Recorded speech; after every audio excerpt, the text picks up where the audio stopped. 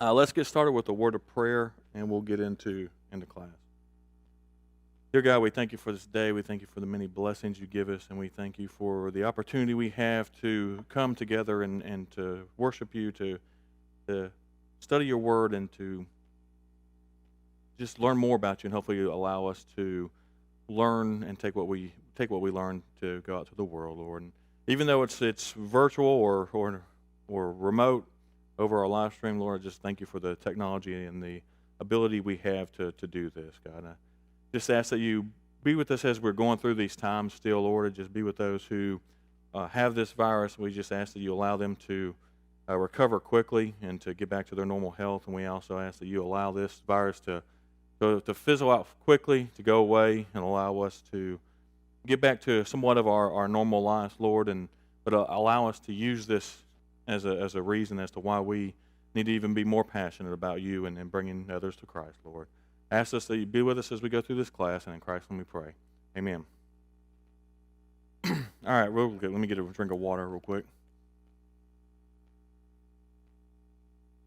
First thing I want to do is just welcome everyone who's on our live stream. We really appreciate you coming in and or logging in and watching us and taking the opportunity to view us on here.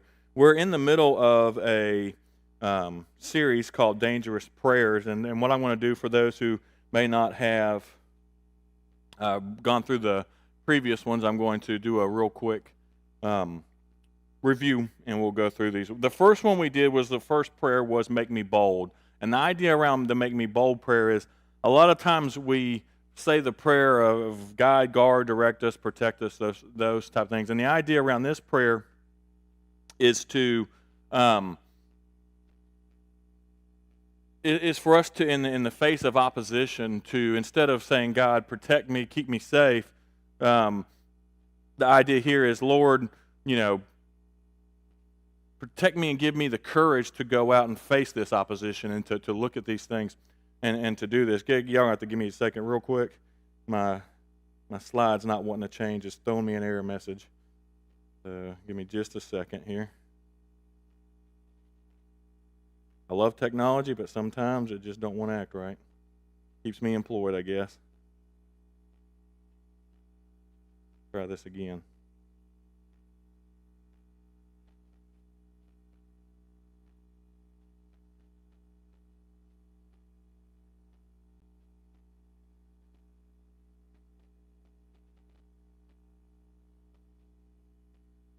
Robbie, I'm going to need or Kyle, I'm going to need y'all to, I'll give you the cue when to transition to the next one. For some reason, it's not wanting to change slides on me.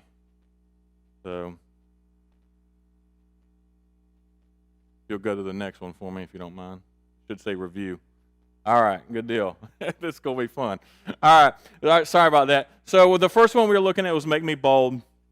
The next one was Speak to Me, Lord, which, and the idea around that was that we were to pause. And instead of us being the ones who talk or pray all the time to God, and we're constantly just continuously talking to God, it's to slow down and stop and let Him speak to us and speak into our hearts.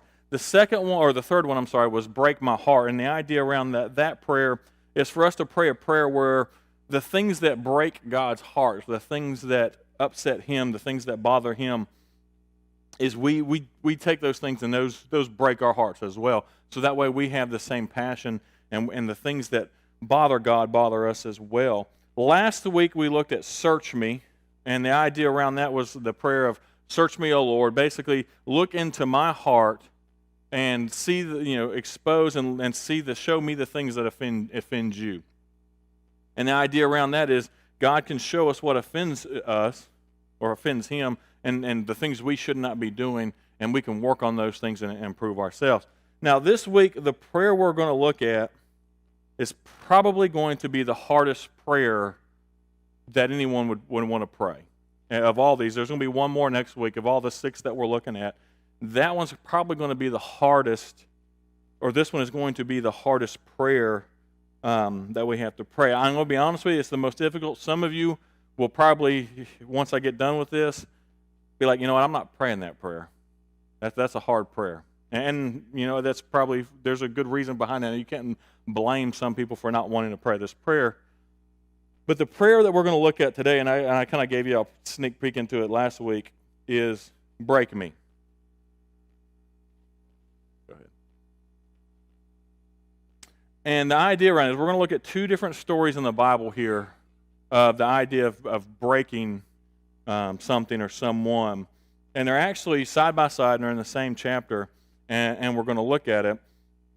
And the first one is about a prostitute. In this day, a prostitute was the lowest of the low, and even in today's world, prostitutes are not looked on as a high-class type person. The prostitutes and tax collectors were kind of the lowest of the low in this world at the time. And what's funny is if you go back and look at a lot of the stories in the Bible, a lot of his interactions were with prostitutes and tax collectors and the lowest of the lows. A lot of Jesus' stories are not around him hanging out with the most popular people of the time. So, now you can go back. Will you bring me the clicker so I can do this? Thank you. I've started thinking about that.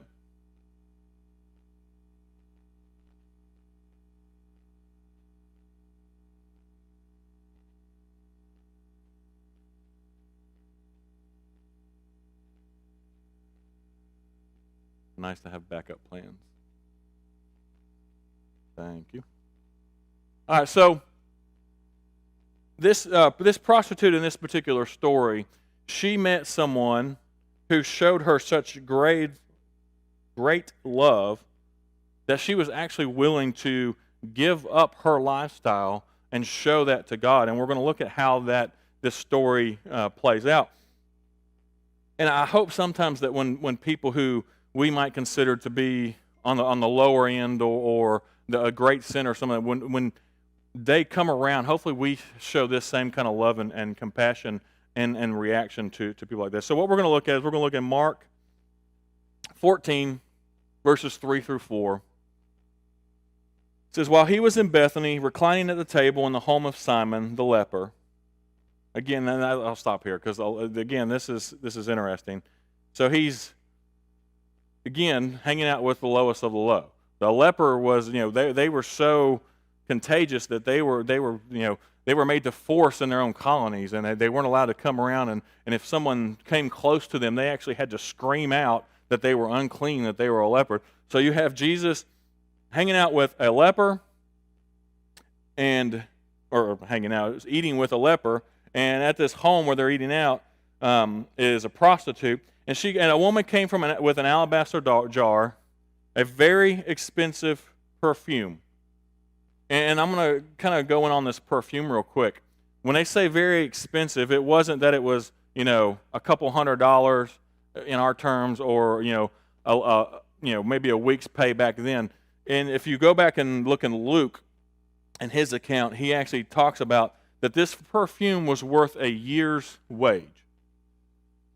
And if you calculate that in today's terms, the average yearly wage for someone in the United States is $60,000.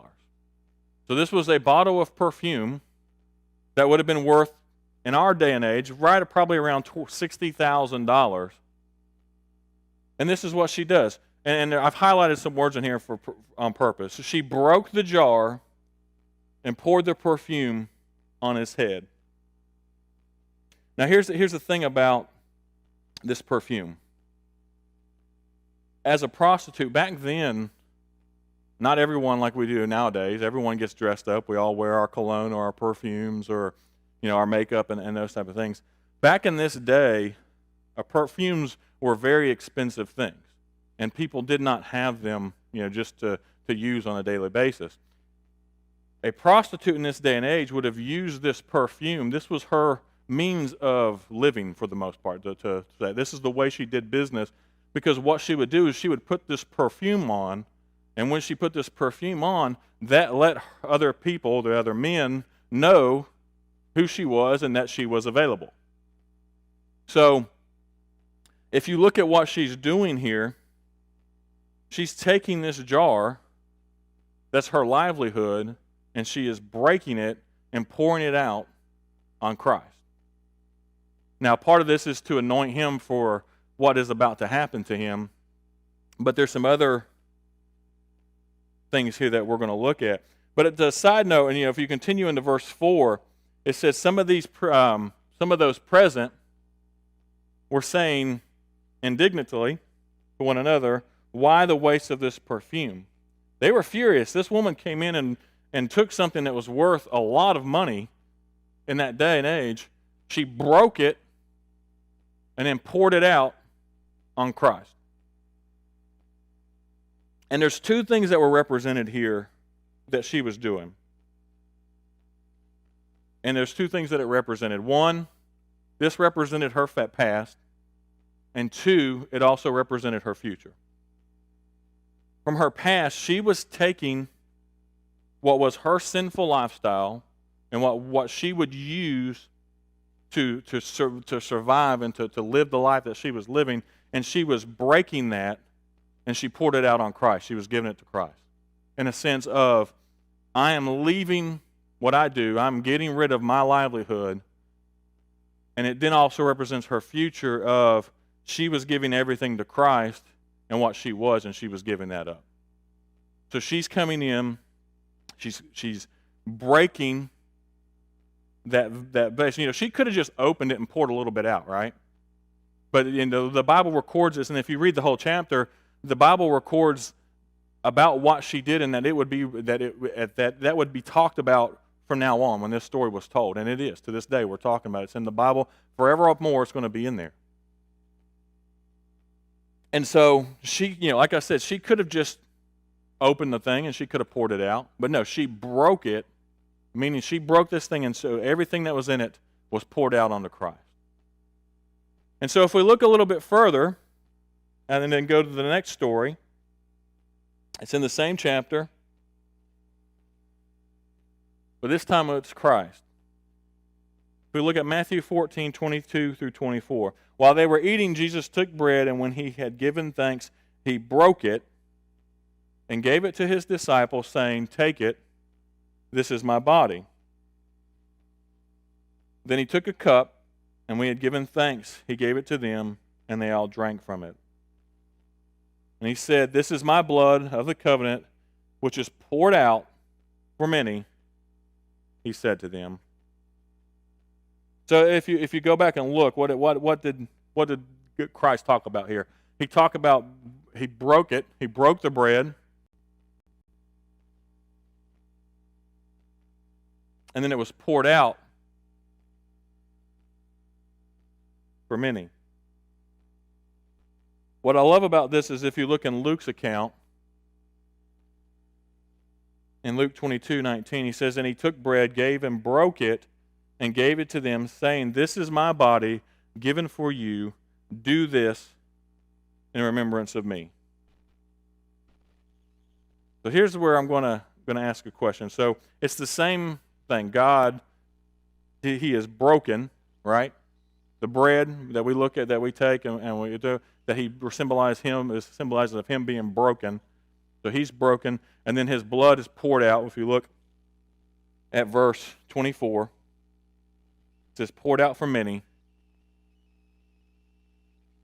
But if we go to Luke's account, like I said there, it says, "This is my body given to you. Do this in remembrance of me." What is the do this? We have a couple people here. Supper. The Lord's Supper, right? Let me get to that.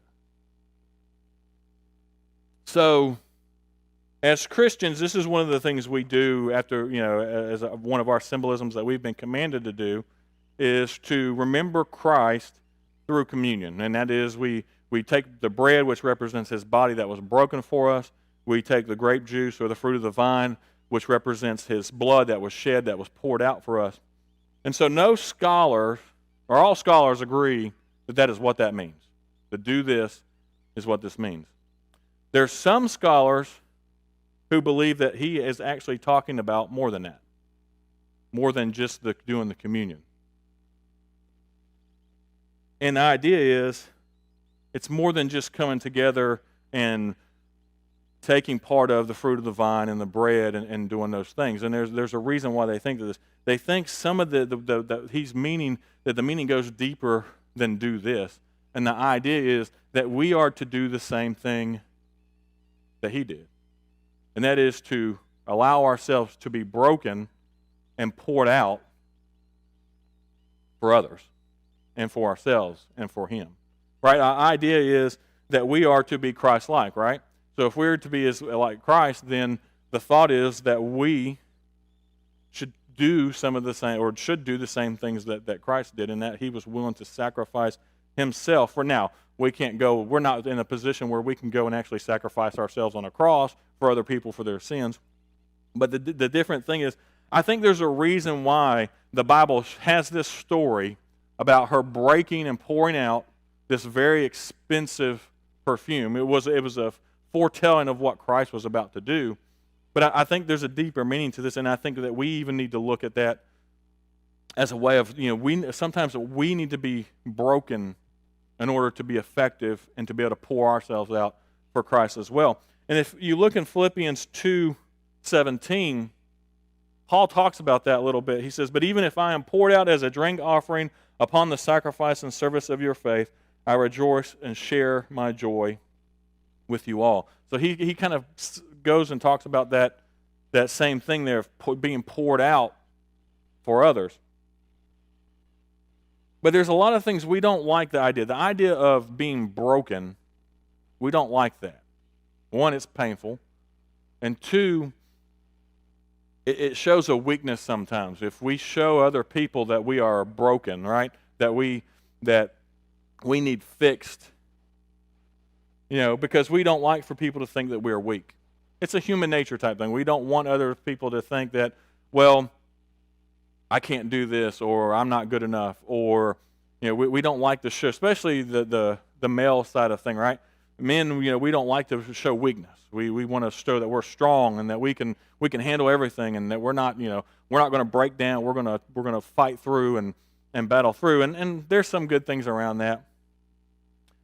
But here's the ultimate thing that we can. Oh, go ahead, Steve. Sometimes God breaks us so that he can remake us the way he needs us to be. Yes. It's not fun. Nope. It's not easy. It's definitely not pleasant. But, God sees things in our lives. He says, you know what? I need you to move in a different direction. Yep. And sorry, but it's going to be painful. But, when you come through the other side and you reflect on what you were and what you are now, you're like, okay, now I see it. So I'm going to repeat that a little bit. So to sum up what Steve just said was basically God breaks us to make us into what we need to be. And we're going to actually talk about that here in a second. And this is where I want to point out that we like to be strong. We like to not show that weakness. But I loved one of the quotes that was in here.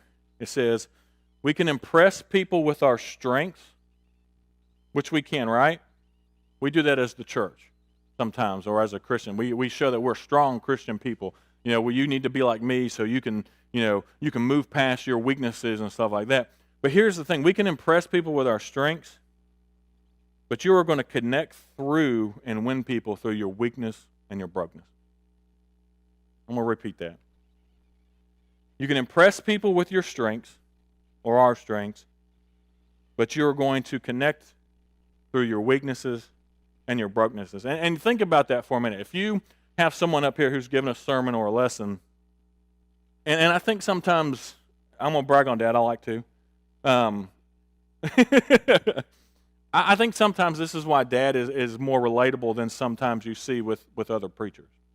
Because you sometimes see a lot of preachers, and this isn't just Church of Christ, this is across the board, that they put on an air of kind of a holier than thou, not holier than thou, but a holy person, right? I'm very connected to God. I'm closer to God. I'm up here, and I've seen that a lot. Not all preachers, but I've seen that, right? And so, as a person out in the audience, if you have a preacher like that, or someone who's like that, or even a person in general who's like that, it's hard. You can be impressed with that person. Wow, that person does a really good job. Sometimes it makes you feel inferior because it's like, man, I wish I could be like that. But if you have someone who gets up there and they let you know, hey, look, these are my weaknesses, and they talk about those weaknesses and say, look, I'm just as imperfect as you are, if not worse than some of you out there, right? You can connect with that. You can say, hey, you know what? Even my preacher, he goes through and struggles with these things.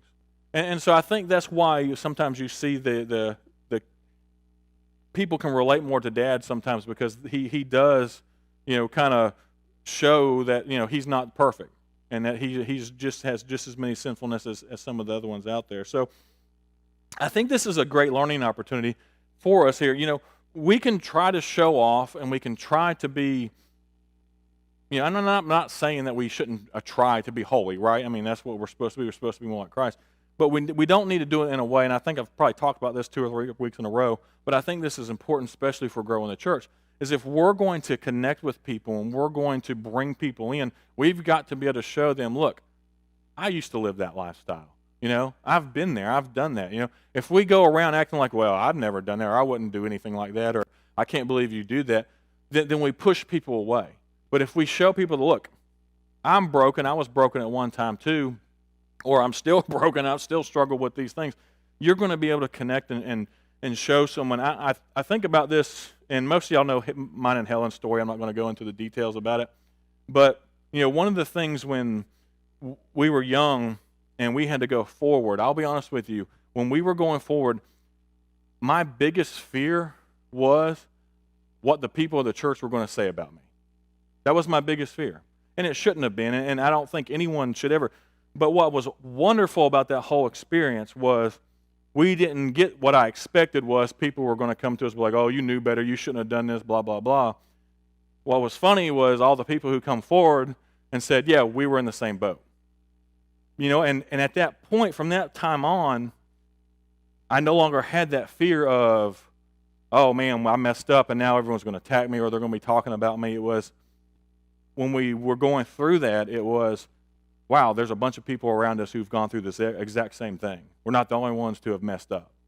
And you can be redeemed for doing that. So I think this is one of those areas that we need to be very careful about how we approach things and ensure that, obviously we don't brag about our weaknesses and we don't go around saying, oh, look, I do these things too. But we can relate to people who are on the outside and saying, look, I used to do this stuff. I used to be just like this. You can turn from this. I can help you, those type of things. So, and with all that, and with all those things, and this is going to go to what Steve just said, life's greatest breakings often lead to God's greatest blessings.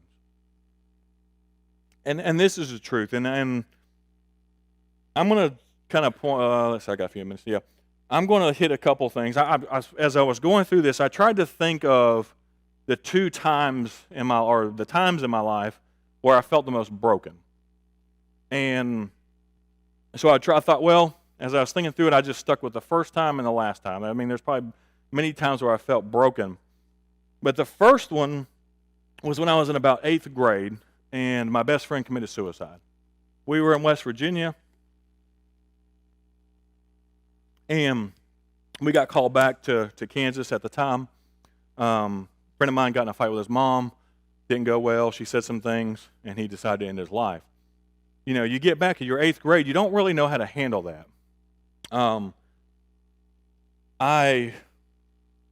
We got back, we went through the funeral and all that stuff, and the one thing I remember more than anything is I went, and after the funeral was over, I'd been up for like 24 hours, I hadn't slept, and me and him were good fishing buddies.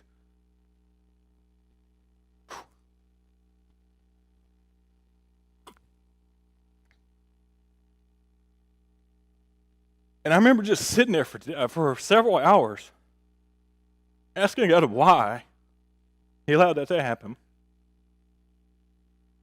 And I still don't know the answer to that this day. But I do know that there was a ton of good that came out of that. I look back and there's friends that I'll always have that all of us went through that situation together, and I think about it. And I didn't think it would get to me this bad. But I look at the blessings that come out of it, right? I look at people who are where they are today because of that happening. There's things that around suicide that I've changed my view and my thinking on a whole lot because of that. There were people who came to Christ because of that. So there's a lot of good that came out of that breaking of that. The last one, which hopefully will be a little bit easier to talk about, was, as a lot of y'all know, the last about 5-6 years ago, I started having some crazy heart problems. I would be standing, one time we were in the middle of church, I was giving communion, and I just about passed out against the wall. But my heart rate would just, for some unknown reason, just take off and get into the 150s and the 160s and just go and take off. And when you have something like that happens and sends you to the ER like 4 or 5 times and you have no control over it and you cannot figure it out, you feel extremely broken because you cannot figure out, the doctors can't tell you what's going on with you. All they know is that for some reason your heart rate just continues to go up for no reason and your blood pressure goes up while you're standing still. So it feels like you're running a marathon when you're sitting in a chair. And it was a scary time. It was a scary instance. I can be honest with you. You almost go crazy because you just can't figure out what's going on with you. Come to find out, it was a medicine I was allergic to that I was taking at the time, but it took us a long time to figure that out. And I will honestly say, during that time, I was more dependent on not only God, but Helen and my family at that time, because when you're going through all this stuff, you're having surgeries, they did, I forget what it's called, where they go up and heart catheterization, thank you, and those type of things. You're scared to death, and so you're reliant on God. But the one thing is, you go back and I look at this, and I look at some of this stuff, and you see what happened during that time. You come out the other side of that, you are more reliant on God when you go through those things than any time in your life, and because it forces you to almost. And we're going to look at that. You have 2 options when this happens.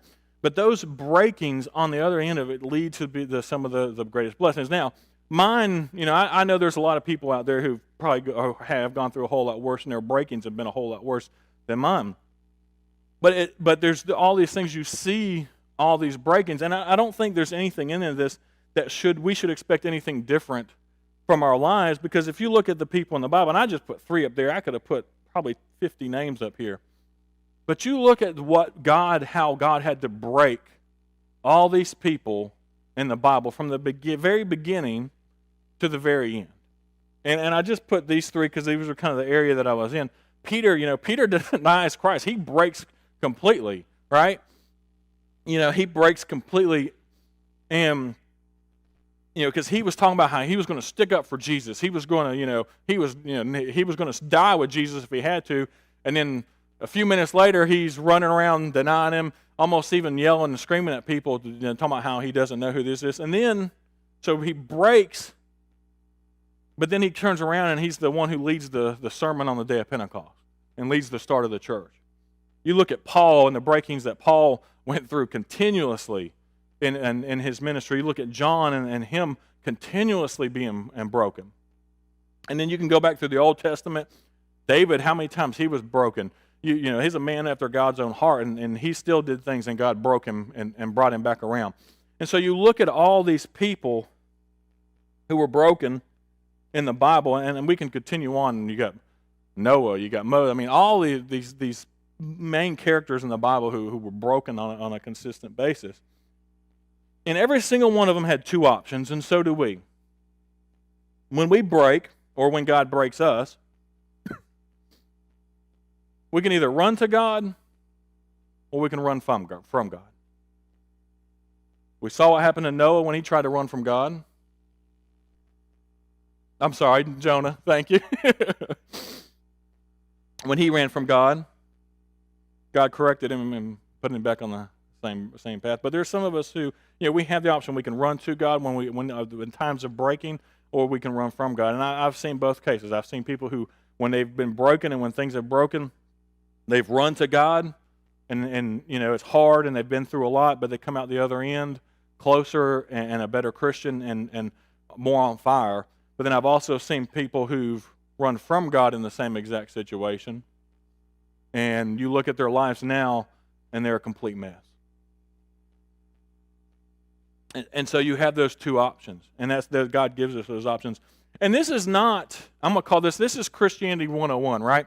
You do not have to be, a preacher with masters and doctorates and been a Christian for 30 years to be able to pray this prayer of break me and bring me closer to you. This is what Christianity really is about. This is Christianity 101 in the fact that we are to break ourselves and come to Christ. But we see that and I don't have the verses up here, but we are to die to self. We are to give up our lives. And so a lot of the times it's with the basics of Christianity, it's we are broken before we even get to the point. God breaks us before we even get to the point of becoming a Christian. Because that may be that thing that triggers us and says, you know what? I need to get my life right with Christ. So the idea around that is, we give our life to Christ. He is to break our bodies. He is to break me of my sin, break me, of who I am, of the things that I want to do, so I can serve you. And that's what I said here. The gospel is an invitation to come and die. We are to come to Christ, to give our lives up for Him. And that goes to the whole point. If you go back to this prostitute at the time, she had someone who showed her such great love and compassion that she was willing to come to Christ. She broke her livelihood, that jar that allowed her to do her job, and she poured it all out on Christ and gave it all up for Him. Now, there's several other symbolisms in that of why that was happening, but she poured that out. And it goes to the same thing for Christ. Jesus came down. He was is still a perfect person, being, God. He comes down to earth and becomes a human. He lowers Himself to who we are. And He allows Himself to be broken, to be beaten, and for His blood to be poured out for us so that we can then come to Him. So I think, when we do this, the communion, I don't remember how it's written, remembrance of me, right? Some of them will say, do this in remembrance of me. But when we're taking this communion and we're doing this thing, it's not just, at least to me, I agree with some of what some of the scholars say. It's not just us remembering what Christ did for us. It is. That's a very important thing. We're commanded. You see several examples of it, but it's more than that. It's that we are to be that same example. We are to allow God to break us so that we can then be poured out for Him to do the things that He has asked us to do and be the people that we are asked to be. Because there's a lot of things that get in our way that we need to break, or we need to allow to break us. And I don't have time to go into a lot of them, but as I was going through this and two of the points that was at the end of this chapter,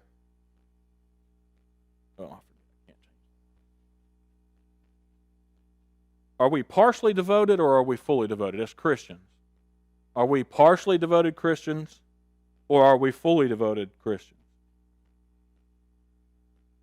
I think there's a lot of us out there who are fully devoted. We give our lives to Christ. We do what we can to try to convert others.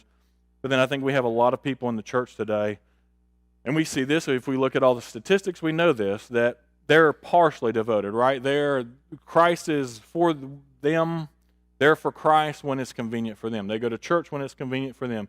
We do the things of being a Christian that's convenient for us. We check off our boxes and make sure that we went to church 3 times a week, maybe 4, depending on, how fanatical we are.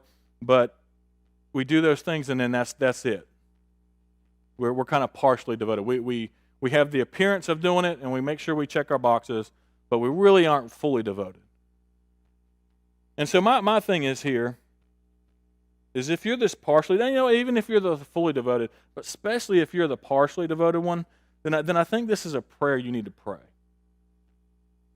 Because Christ broke Himself for you.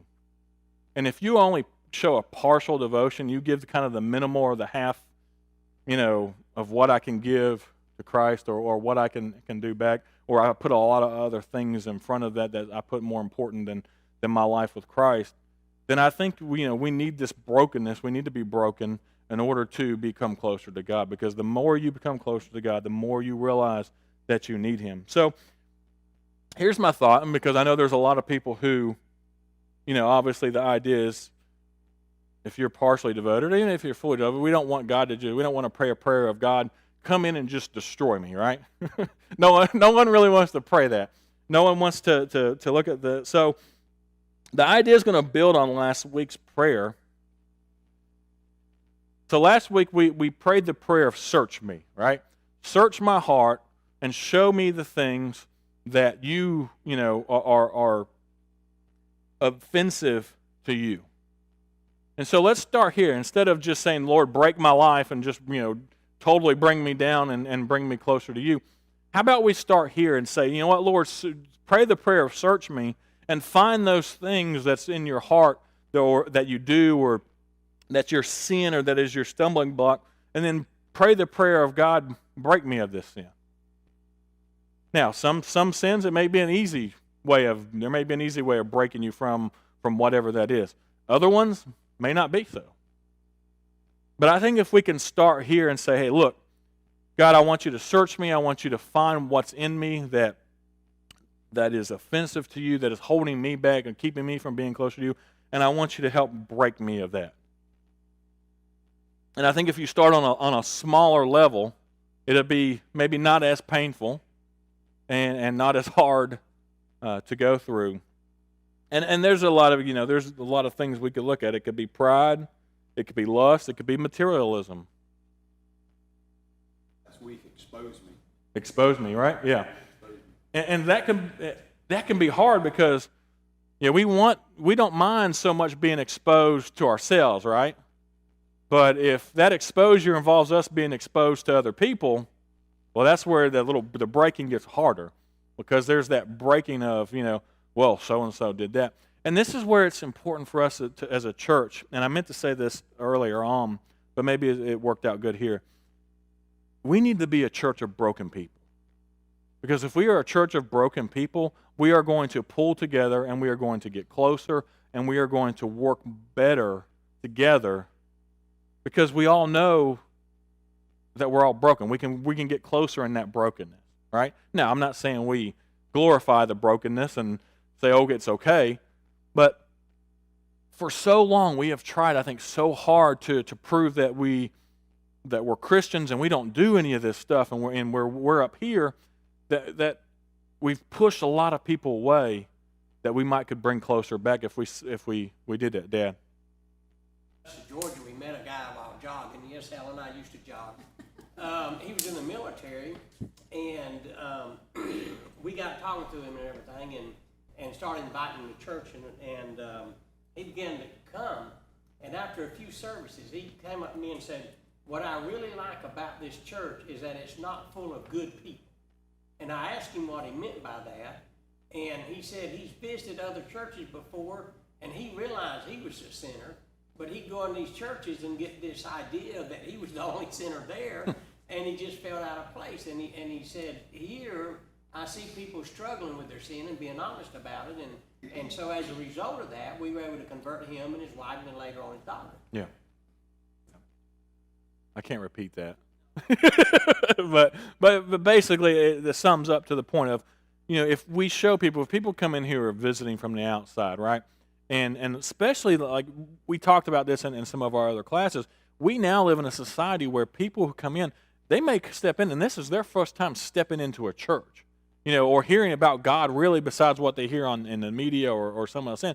And so if they can come in and say, you know what, man, these people really, that we can show them some of our weaknesses and say, look, you know what, we went through the same thing, And maybe that's sometimes why God breaks us. God can break us through things, so then that way we can use them to help other people who are broken as well.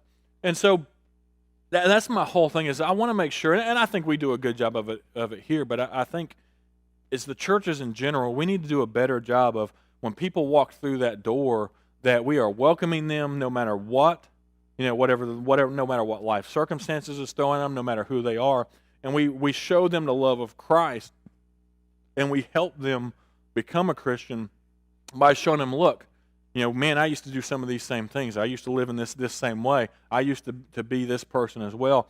And now, look, I was able to get past that. Now, I'll still struggle with these things. I haven't conquered them, right? There's some things in people's lives that they're going to struggle with their entire life. But if you can show someone that, hey, I can overcome this through Jesus, you can overcome this through too, and then we can break, I think, some of that cycle of what Dad was just talking about. Some people walk into a church building and it's like, well, I'm the only person in here who's the sinner. Everyone else is perfect. We need to make sure we don't put off that appearance and that and just that feel of when people come in. And the other idea too is we need to be out there, not just in here, showing that. We need to show that to people out in the world that, look, I used to be this way, and you can be this way too. And I think that's what this next lesson's going to bring us into. So that's our three of that's kind of split into two sections of three. The first one, search me, find what's offensive in me, break me of those sins, break me personally if you have to get me through this or to bring me closer to you. And then the last one's going to be send me. And the idea around that is for God to send me out to do your will, to do the things that I'm supposed to do, to bring others to Christ. Sorry, I forget of that. Because that's probably going to be one of our hardest, I'll say our hardest ones. I honestly, sometimes I wonder, I think the send me is harder than some of the other prayers that we pray. And the reason I say that is because, if you look at statistics, only 2% of the church, when I say the church, is Christianity, the polls they do, only 2% of the church is actually active in evangelism, trying to bring people to Christ. And the polls they did is, they've asked, when was in a year's time, how many have actually invited someone to come to church? Just come to church. And it was 2%.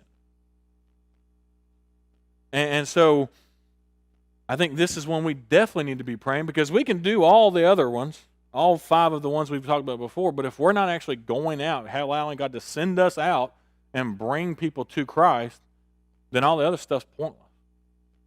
Because that's our ultimate mission and ultimate goal, is to bring people and to convert people to Christ.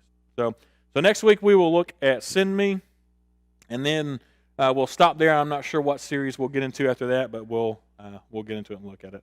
That is all I've got for today. Thank you for joining us. Worship will be live here in about 15 minutes. Thank you.